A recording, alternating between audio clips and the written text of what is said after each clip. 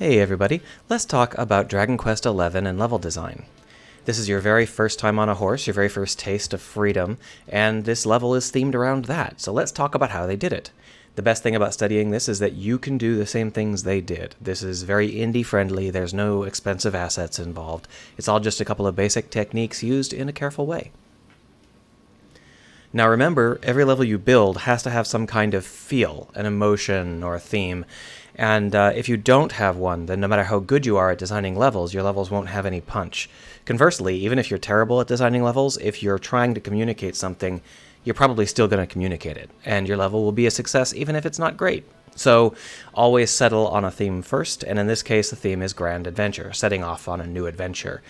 They back that up with a soundtrack. You probably can't hear it very well, but there is a bubbly adventure song playing in the background. So before you make any level, you need to settle on what you're trying to say with that level, because every level is a note in the experience of your game. That said, let's go ahead and move in. Since we're just setting off on a grand adventure, the idea here is that we are going to be met with progressively more open spaces. And they do this using a very classic approach, which is the small, big, small, big, small, big. And I've talked about this before, but basically if you squeeze the player and then open up and then squeeze the player and then open up, every time you do that, the player will get a new feeling. It's a really great way to really make the player feel like things are advancing and changing and being interesting. You can also do that by varying light levels and stuff like that, which is what they've done here. You come out of this dark cave into this brightly lit little area. Now this is more brightly lit at noon, which is when you normally enter it. The sun's beam remains the same regardless of where the sun actually is in the sky, but this is early morning, and so we're not quite as bright as we normally are. But this little ravine is a wider, opener space than this little cave, and it's also brighter than that little cave, so it's like a little bump as you go out onto your journey. Keep in mind that this little ravine would feel very claustrophobic and dead if there wasn't so much greenery in it. These brightly lit trees are a really great way to make sure that you feel like this ravine is not dead, it's not stressful, it's just a path out. Similarly, that little piece of vine over here, don't underestimate little touches like that. They keep this entire left face from feeling like a dead, oppressive wall. When you dash through this little pond, this is a really cute little touch. Introducing a little bit of variation here is a good way to make this into a vestibule where crossing through makes you feel like you're going somewhere, and it also teaches you that you can go through puddles. You don't have to try and go around water. It's a great little teaching moment, and it also makes you feel like you're going somewhere. So after you go from your tiny little entrance cave into this little ravine, it then starts to crush you down again. It tighter and tighter and tighter and tighter and tighter until it opens up into a grand vista. This is a classic approach, and it's one I was talking about before. You're going from somewhere small to somewhere big, and it feels great. One of the key elements to this is that there is a huge landmark directly in front of you. It looks great, and you're like, oh, I really want to go there. Let's go see it. Awesome. Now, if you're playing as a cagey character, you may be looking around and trying to find secrets and stuff, but there are none. The hope here is that you will do, let me show you. The hope here is that this experience, you'll play it like a kid, and you will move through it like this.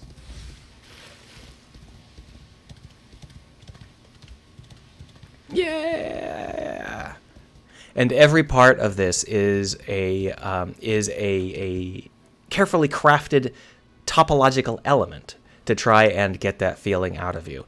For example, this little teeny lip at the edge, it may not seem like much, but what that does is it means that our focus is entirely on that gorgeous waterfall. We don't even know what's down here until we're so close that we've already emerged into the sunlight.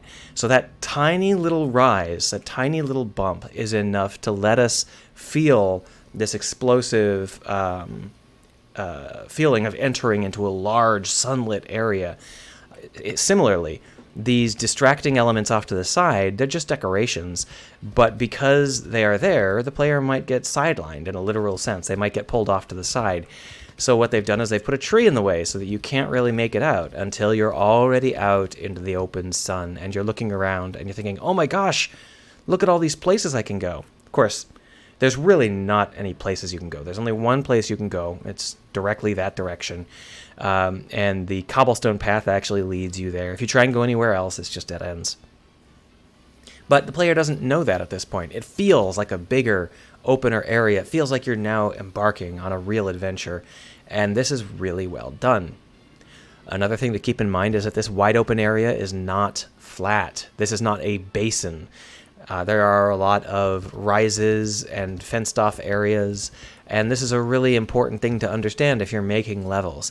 You almost never want to have just a wide, flat expanse. It feels strange. It feels wrong. That's not how places are, unless they are just like dead deserts. If something is too flat and too wide, it will feel like it's dead or creepy. And that's generally not what you want when you're trying to get something that feels like a natural landscape. So what they've done is they've done the standard, which is to make the pathway in a very shallow valley.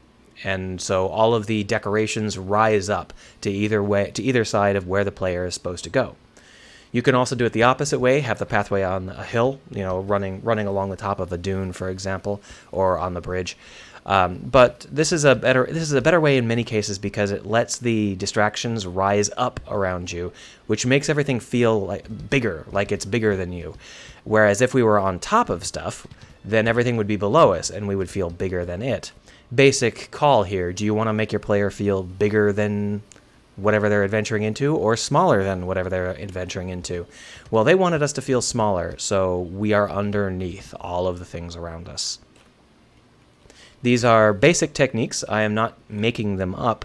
This is how people design everything. If you look at camera shots in movies, the same principles apply. So this is a really fun way to think about how your topology should be laid out. What can the player see? Does the player feel bigger or smaller? Can you delay what the player sees until the last possible minute so that it explodes into their vision? Do you want to do that? Maybe you want to reveal something early so that the player decides to race for it, like when we can see this waterfall so far ahead of where we can see anything else. By simply changing the topology to really make that waterfall the center of attention for so long, we get pulled out into this area and we don't feel nearly as cautious as we might. Now, most of this stuff is decoration. This is a hub where you will be able to go in several different directions, but most of the stuff around here is just empty decoration. There's nothing in these. There's no quests to do. This is just an area that's entirely dedicated to making you feel like you set out on an adventure. And I think that is a fine choice. If we poke around, we'll see a lot of really cool-looking places. But if we don't poke around, we'll still get the sense that we are adventuring. Hooray! I've said this before. If you cross across something, whether it's a pond or a bridge or whatever, you'll feel like you're entering into a new area. And this is also a really valuable way to partition off the regions so that you can not worry too much about how they interact in terms of meshes butting up against each other. If there's a bridge, then one mesh ends, you cross the bridge, the other mesh begins. You don't have to worry about whether with that terrain mesh and this terrain mesh. You just have a bridge. And you may have noticed, going from bright and open down to confined, claustrophobic, and dark. Big to small to big to small. Oh, in case you're wondering, yeah, look at those meshes. So my bet is that this height map chunk actually ends like here, and the rest of that is mesh fill, which is fine. And then once again, we're entering into Sunlit Caves. These are super popular for a reason.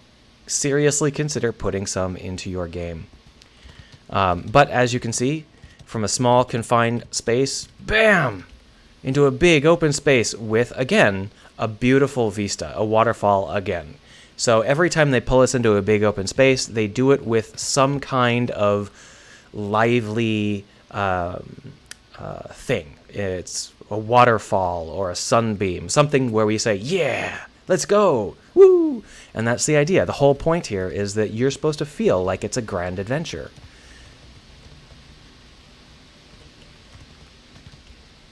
And they also place the enemies cutely. These ravens are always perched in cute places. So in terms of laying things out, I can talk about this in great detail, but just keep in mind that I think I'll talk about that in great detail some other time. Just keep in mind that you don't want your terrain to feel dead. If it feels creepily flat or creepily sharp, it's going to feel like it's creepy and unreal. So you're going to want to break up the edges, and that's exactly what they use all these stones and decorations for.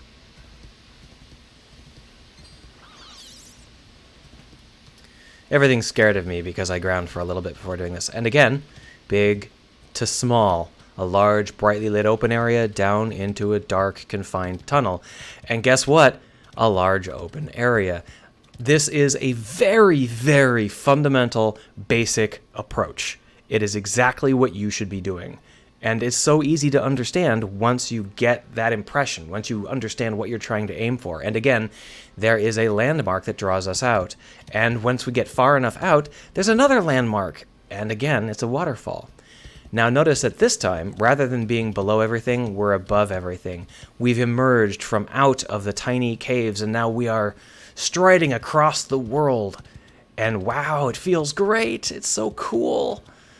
That is what you should be aiming for if your theme is setting off on a grand adventure. We are now out in the open air, and we're just rushing forward down towards this area, this wonderful new adventure. We can see a city off in the distance, but we can't quite get there yet. We've got to go down here and talk to whoever this guy is.